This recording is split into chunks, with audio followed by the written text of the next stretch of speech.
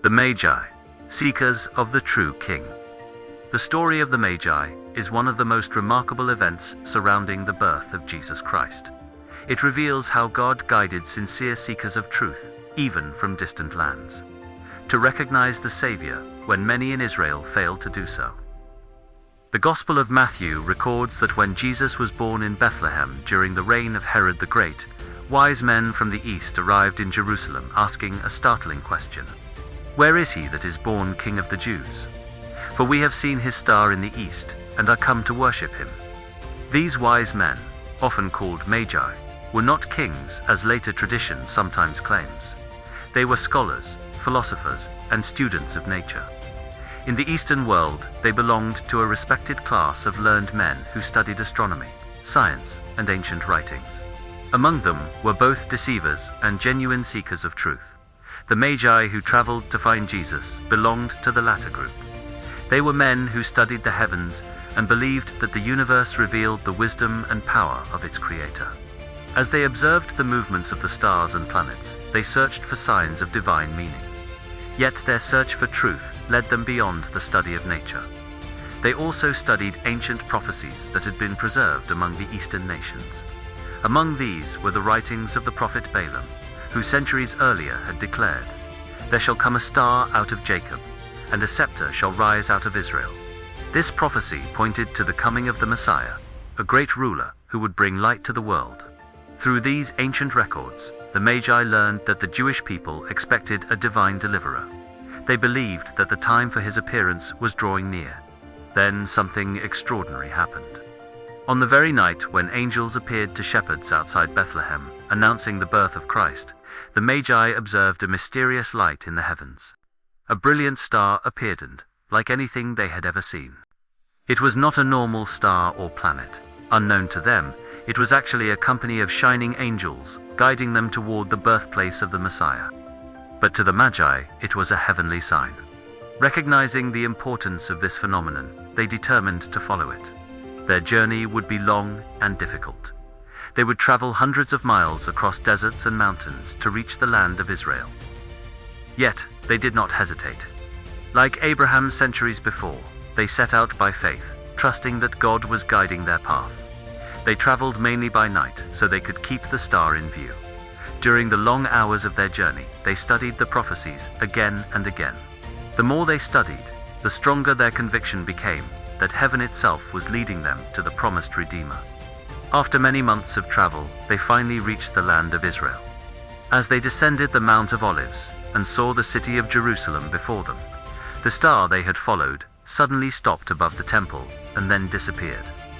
Confident that the newborn king must be in the capital city, they entered Jerusalem, asking openly, "Where is he that is born King of the Jews?" Their question shocked the city. News quickly spread through Jerusalem and eventually reached King Herod himself. Herod was a ruthless ruler whose reign had been marked by suspicion and bloodshed. The idea that a new king of the Jews had been born filled him with fear and anger. He secretly gathered the chief priests and scribes and asked them where the Messiah was supposed to be born. They answered from the prophecies that the Messiah would be born in Bethlehem. Herod then summoned the Magi privately. Pretending to be interested in worshipping the child, he asked them when the star had first appeared. Then he instructed them to go to Bethlehem and search for the child. "When you have found him," he said, "bring me word again, that I may come and worship him also." But Herod's intentions were deadly. He planned to destroy the child.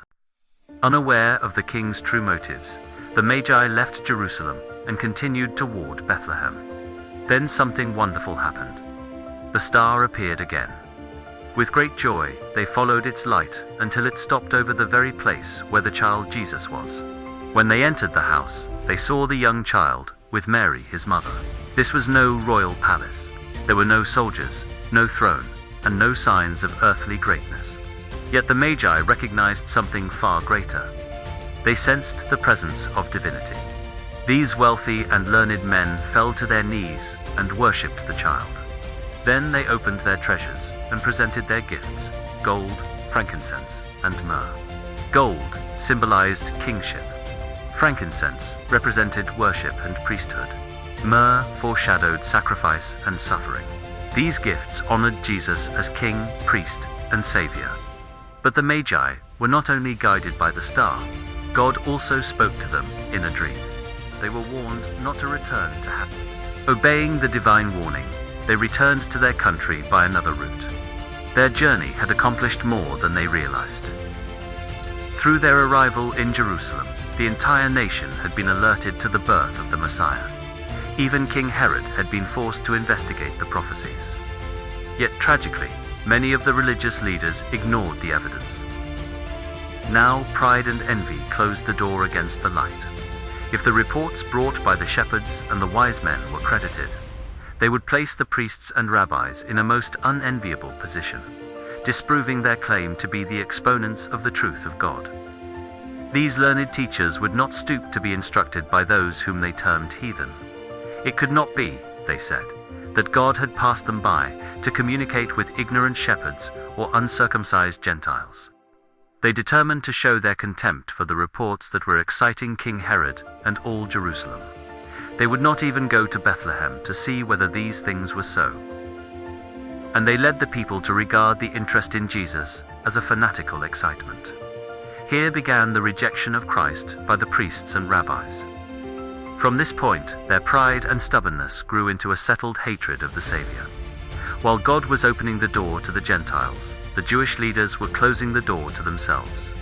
After the long journey, they had been disappointed by the indifference of the Jewish leaders, and had left Jerusalem less confident than when they entered the city. The Magi had been among the first to welcome the Redeemer. Their gift was the first that was laid at his feet. And through that gift, what privilege of ministry was theirs. The offering from the heart that loves, God delights to honor, giving it highest efficiency in service for him. Their story reveals a powerful truth. God does not reveal himself only to those who claim to know him. He reveals himself to those who sincerely seek truth. The Magi, who were Persians or Iranians from the east, followed the light they had been given. They celebrated and rejoiced in the truth of the coming Messiah, who is Yeshua Savior in the temple of flesh. And the same principle remains true today. Those who sincerely seek truth and follow the light God provides will always be guided closer to the Savior. Just as the star led the Magi across deserts and nations, God still guides every honest seeker to the one who was born in Bethlehem, the true King of the world.